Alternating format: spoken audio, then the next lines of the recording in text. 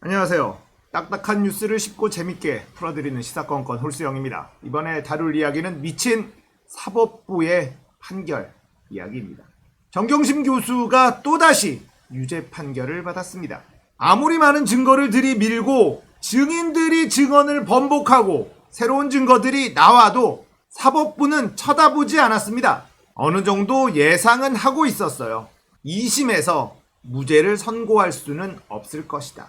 저는 개인적으로는 감형 정도는 나올 거라고 생각했습니다. 하지만 감형도 하지 않았어요. 벌금만 좀 줄여준 정도죠. 자, 표창장 위조 그대로 위조라고 봤습니다.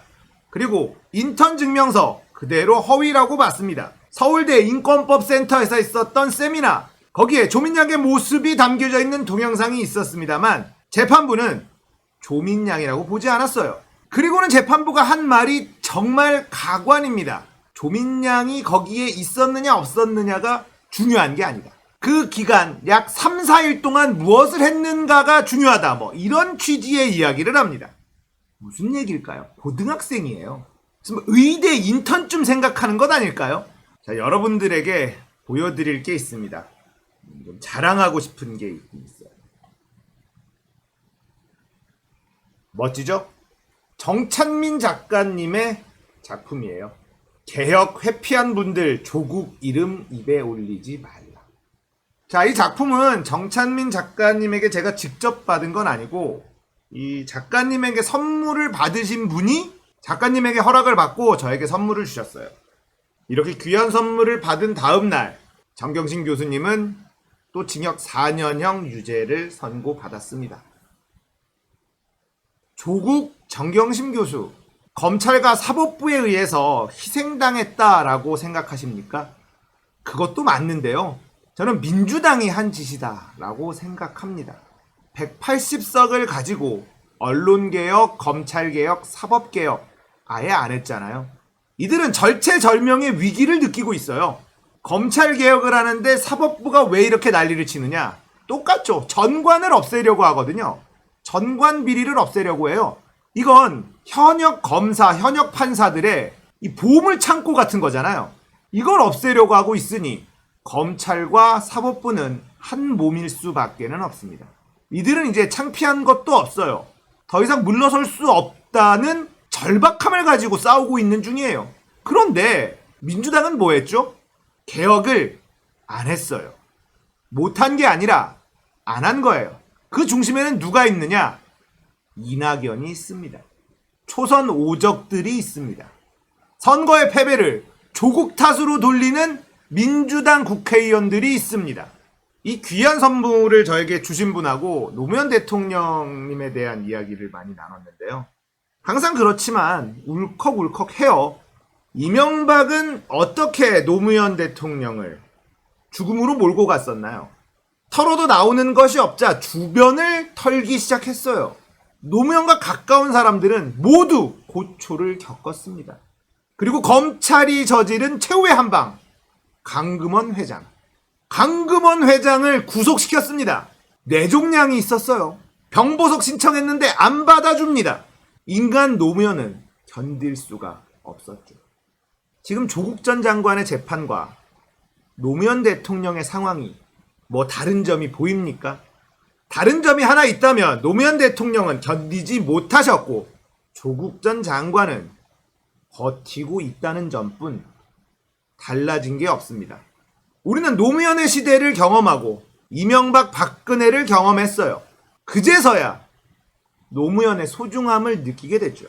그리고는 노무현의 친구 문재인이 대통령이 됩니다.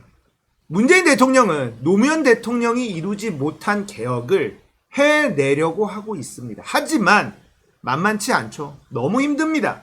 그래서 국민들은 그 개혁을 완수하라고 총선에서 압도적인 숫자를 만들어줍니다. 자, 이때 민주당의 이 수박들은 어떤 생각이었을까? 왜 이렇게 많이 준 거야? 이러면 우리 개혁해야 되는데? 변명할 거리도 없는데 큰일 났다. 이러고 있었다는 겁니다. 그 중심에는 이낙연이 있었고요. 결국은 언론개혁, 검찰개혁, 사법개혁 흐지부지 하는 동안에 윤석열은 칼춤을 추기 시작했고 언론들은 최후의 발악을 하기 시작했고 사법부도 창피함을 모르는 판결을 하기 시작했습니다. 민주진영에 소중하고 유력했던 인물들은 하나씩 쓰러져 갔습니다. 한명숙, 안희정, 노회찬, 김경수. 우리는 이들을 왜 잃어야 됐는지 영문도 모른 채 그냥 그렇게 당하고만 있었습니다. 그리고 지금 조국 전 장관에게 아무것도 나오지 않았습니다. 그러자 그 가족들을 난도질하고 있는 언론과 검찰과 사법부. 조국이라는 인물이 법무부 장관만 하지 않았다면 일어나지 않았을 일. 조국은 견디고 있는 중입니다. 그런데 저 같으면 못 견딜 것 같아요. 자, 사법부가 무죄 판결을 내릴 수 없었던 이유는 그렇게 복잡하지 않습니다. 이번 대선 2심에서 새로운 증거들을 다 받아들이고 검찰의 무리한 수사를 다 받아들여서 무죄 선고를 내린다면 윤석열은 그 자리에서 아웃이 될 것이고 여론은 엄청나게 들끓을 것이며 그렇게 되면 어쩔 수 없이 언론들도 검찰의 등을 돌릴 거예요. 그러면 다음 대선은 적폐들에게는 싸워볼 수조차 없는 그런 상태가 돼버린다는 거. 그러니 적폐들의 일원 중인 판사들은 무죄를 선고할 용기가 나질 않았던 겁니다.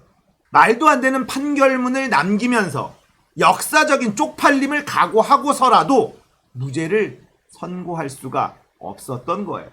자, 대법원으로 갑니다. 어떻게 될까요? 김경수 건 보셨잖아요. 큰 기대하기 어려워요. 이번 대선을 만약에 지게 된다면 어떤 일이 벌어질까요? 자, 정말 최악의 상황을 우리 한번 상상해 봅시다. 정권이 저쪽으로 넘어갔습니다. 윤석열이 대통령이 됐다고 생각해 보십시오.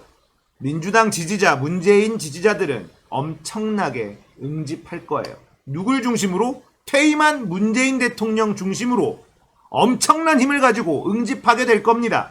그렇다면 윤석열 정부는 문재인을 가만둘까요? 자신의 임기 내내 괴롭힐 겁니다. 유죄가 나오지 않아도 상관없어요. 계속 괴롭히고 언론들은 춤을 춰줄 것이고 그렇게 임기 내내 문재인 대통령을 괴롭힐 거예요. 문재인 대통령을 괴롭히지 않겠죠. 그 주변 사람들을 괴롭힐 겁니다. 조국처럼, 노무현처럼. 그려지시죠? 이런 일이 벌어질 수밖에 없어요. 정권이 바뀌면 이건 그냥 수순입니다. 이런 일은 그냥 벌어질 수밖에 없어요. 우리는 노무현을 너무 멍청해서 잃었어요. 우리가 너무 멍청해서. 이제는 문재인 대통령까지 잃을 수 있습니다. 저는 그게 가장 무서워요. 노무현 대통령을 지키지 못한 이 죄값. 제가 시사건건을 운영하고 있는 가장 큰 이유가 노무현 대통령 때문이거든요. 문재인마저 잃을 수는 없다. 그런데 이런 더러운 역사는 꼭 반복되더라고요. 이번 대선이 정말 중요한 이유입니다. 무기력해집니다. 사실 우리는 힘이 있어요. 민주당은 힘이 있습니다. 검찰과 사법부를 컨트롤할 수 있는 힘이 있습니다. 그런데 안 쓰는 거예요. 일부러 안 쓰는 겁니다. 그들과 한통속이기 때문에.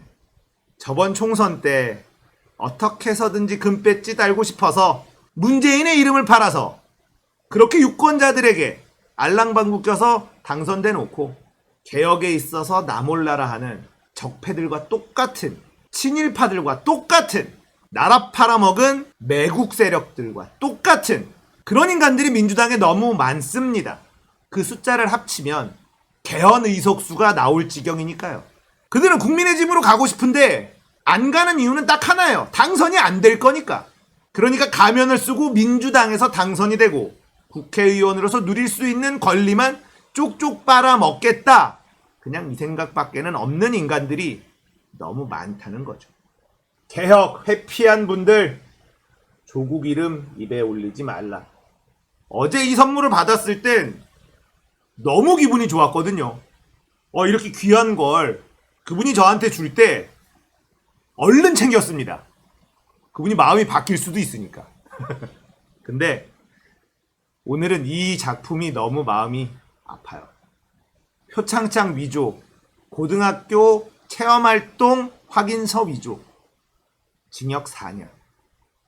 뇌물 86억, 이재용, 징역 2년 6개월. 그리고는 가석방. 나라가 뭔가 잘못돼도 너무 잘못된 거 아닙니까?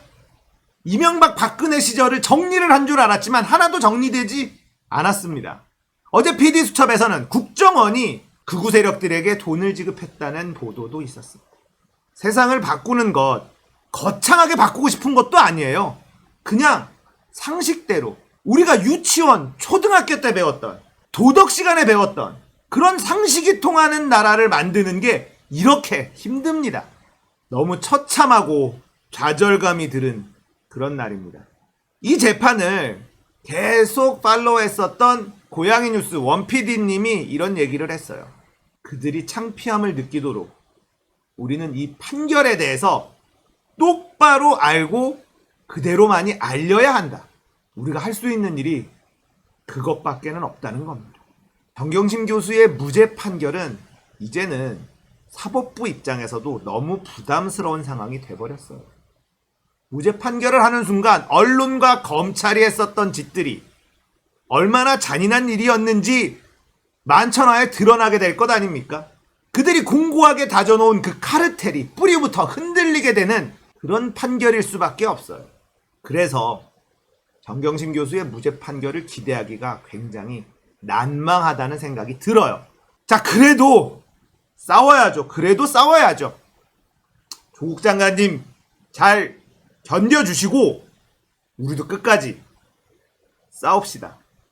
우리 아이들에게 쪽팔리지 않는 그런 나라를 만들어줘야죠. 다시 힘내봅시다. 오늘 이야기는 여기까지예요. 공감되셨다면 구독, 좋아요, 알림 설정 부탁드릴게요. 감사합니다.